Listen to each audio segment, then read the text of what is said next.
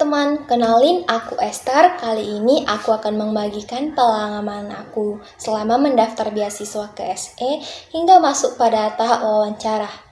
Oke, let's check it out. Jadi, aku daftar beasiswa ke SE ini tepatnya pada semester 4. Nah, beasiswa ke SE ini merupakan perjalanan beasiswa yang paling jauh yang membawaku untuk dapat berkesempatan mengikuti tahapan seleksi beasiswanya.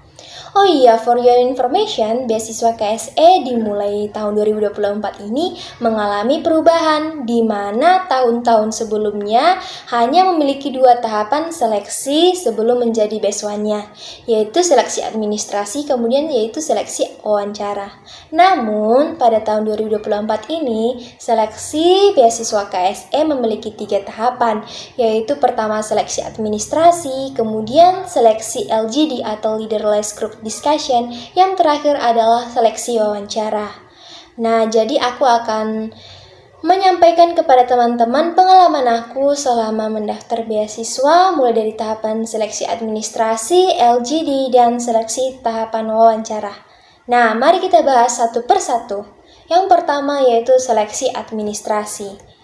Nah, pada saat tahap seleksi administrasi ini, hal yang perlu teman-teman pahami bahwa pada tahap ini kita diwajibkan membuat 8 esai yang akan dituliskan ke dalam web melalui beasiswa tersebut. Nah, saran dari aku nih, teman-teman buat esai jangan ketika mendekati deadline penutupan pendaftaran, karena akan mempengaruhi kita nge-stuck untuk menuangkan ide-ide yang ada di pikiran kita. Namun, perlu digarisbawahi bahwa mengisi formulir beasiswa ini tidak dapat selesai hanya 1 hari saja. Nah, dokumen lainnya yang dibutuhkan pada seleksi administrasi ini yaitu KHS, kemudian slip gaji orang tua atau surat penghasilan orang tua, SKTM bila ada, surat tidak menerima beasiswa lain dari universitas, kemudian video perkenalan diri, dan terakhir yaitu rekening BNI yang nantinya dibutuhkan ketika mentransfer beasiswa ketika menjadi penerima beasiswa. Teman-teman kalau bisa datanya itu diisi hingga 100%, minimal 90% ke atas, karena kelengkapan data teman-teman akan mempengaruhi kelolosan pada tahap seleksi ini.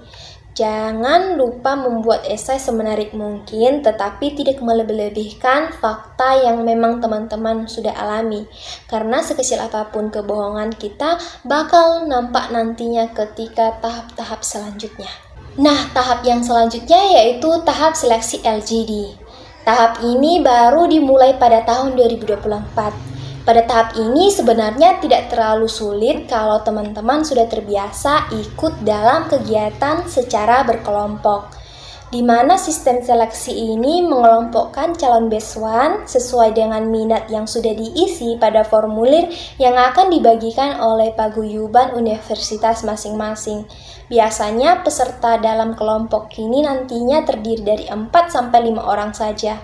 Hal yang perlu teman-teman ketahui pada tahap ini, kita harus bekerja sama mencari solusi dari topik yang sudah diberikan oleh panitia penyeleksinya. Nah, saran aku dari teman-teman tidak perlu mendominasi ketika mengutarakan pendapat dalam diskusi kelompok, namun tidak menyampaikan pendapat ketika dalam ruang diskusi, di mana kita juga memberikan kesempatan kepada teman-teman yang lain untuk mengungkapkan pendapat. Kita harus memanfaatkan semaksimal mungkin untuk memberikan ide-ide yang menarik, tetapi tidak membuat kita menjadi paling menonjol dalam kelompok tersebut. Karena di dalam penyeleksian ini yang dilihat adalah kemampuan kita bisa memberikan kesempatan kepada yang lain, kemudian bisa mengatur diri sendiri dan dapat menuangkan ide-ide yang menarik pada masalah yang disediakan. Untuk detail tentang seleksi ini akan saya bahas pada video selanjutnya. Kemudian yang terakhir yaitu tahap seleksi wawancara. Nah, tahap yang terakhir inilah tahap yang menentukan teman-teman layak menjadi penerima beasiswa KSE. Tetapi teman-teman tidak perlu takut pada tahap ini, Karena pertanyaannya tidak semengerikan atau sesulit yang teman-teman bayangkan. Lebih tentang apakah kamu sudah menguasai esai yang sudah kamu tulis atau belum.